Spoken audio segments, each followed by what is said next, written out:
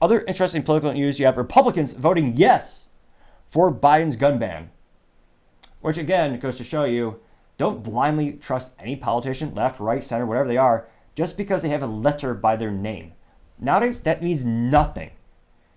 And I can't help but notice, interestingly enough, you never have a Democrat in the actual government who is secretly Republican.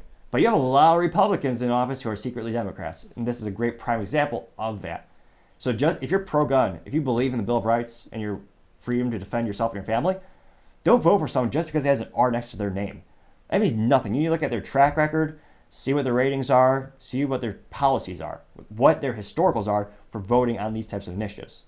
Now, specifically, you had 14 turncoats, Republicans, in the House and 15 Republicans in the Senate vote with Democrats in order to pass the bipartisan Safer Communities Act, unquote. Now, again, the nicer a bill sounds, the more BS it usually is. And again, for left, right, every politician, it seems, is the same. I can't help but reminisce and think of the Patriot Act, which, again, was the most unpatriotic thing in history, where it pretty much stripped away every semblance of privacy you and I ever had. But I digress, back to the current issue here. And of course, you have the human turtle known as Mitch McConnell, who, again, he's done a couple of good things throughout the years, but stuff like this really is just disgusting and morally vacuous, in my opinion. Mitch McConnell said he is, quote, proud to support, unquote, this. Which, this is exactly the definition of a Trojan horse, or perhaps the no longer just theory of the slippery slope. It's more like the slippery slope rule. Because again, you give them an inch, you get they take a mile. Another great metaphor, which unfortunately is all too accurate to these types of situations.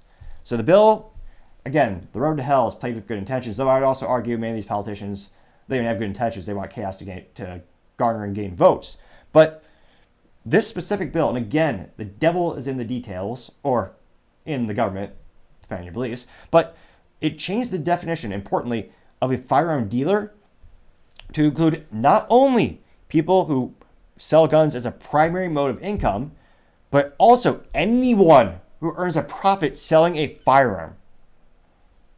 Let me reiterate that. It changed it so that if your primary mode of income is selling guns, you, at the previous definition, they would say, okay, you're a dealer, you need a proper federal firearms license, also known as an FFL, so that once you have that, you have to do the background check, extra paperwork, sales tax, all have you. Now it's anyone who sells a gun for a profit. And again, pretty much all, again, this is not financial advice, but most guns appreciate in value if you take care of them, especially if they have historical provenance or they're an antique or a uncommon variant. But many of them appreciate in value. So think about this. If you want to sell your little sister, or if you want to sell your son your grandfather's bolt-action rifle, well, that means you're making a profit, which means, legally speaking, with the new law, you must file the paperwork, become an FFL. If you use your home address, that means you're open up to fund inspections at all hours of the day. Again, you have to get that paperwork, become a federal firearms license.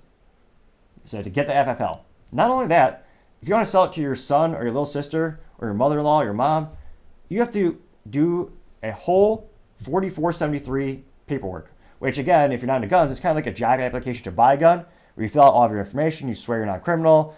It's a federal document, which, of course, if we lie in that document, that's 15 years in prison.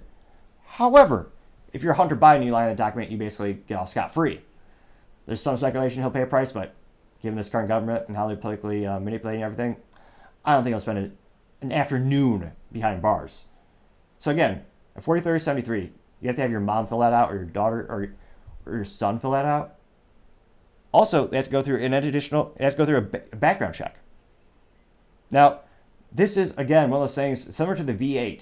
The government isn't technically banning the V8, but they're increasing the tailpipe emissions for fleets, so if you don't hit that number, you can't sell cars. So, it's a de facto ban. Same thing here. Legally speaking, they cannot get a universal gun registration. That would be a phenomenon where the government knows every single serial number of the firearms that you have. And if you look at historically, Ted Cruz famously said, in one of the few kernels of truth that he's had throughout the years, it's true. There's only two reasons the government wants to know the serial numbers of your firearm: to tax them or to take them. Those are the only two reasons they want that data. Now, it's actually been leaked that the ATF has been illegally doing this for quite some time, which again is illegal. But of course, they still do it anyway because government is above the law and they have zero accountability. But in this case, having this new law in place as it's written, that would be a de facto universal background check and be de facto government knowing everything. And again, I know public schools on average do not teach any history these days, or history scores are all-time low because they have social things to preach instead. But that, if you read any history book, so dust off the quarter inch of the public school library dust that's precipitously gathered on that book, every corrupt government since the dawn of time, the most evil thing they do, before they do their most evil, most morally vacuous acts, they always take the guns. Look at every evil leader since the dawn of time, they always disarm society. Always. Which is why I'm so adamant. Also, my family escaped Cuba because we saw the writing on the wall. And of course, yes, they did the same thing. Citizens can't own guns there. You see a lot of that in these countries. Only the government can have guns. And that is one of the most evil, inhumane things in history happen. Needless to say, I'm against this bill, obviously. So, interestingly enough, you have states already breaking the Constitution and the Bill of Rights. You have California. They already have universal background checks. Has San Francisco gotten any safer? No, it continues to have one of the highest crime rates in the United States. But of course, just like every other thing, like the same mentally vacuous people who think, oh yeah, communism's never been tried, because that's right, it'll work this time though. Same thing with this same issue. They're going to say, oh yeah, universal backgrounds don't work in California. It's just because we didn't do it right. We didn't go far enough. It's a phenomenon that you see in public sector. Well, we just failed because we didn't have enough resources. So you give them more and more resources, but they answer every time they fail. It's not because they had a wrong strategy or they were wrong personally. It's always, oh yeah, we just need more resources.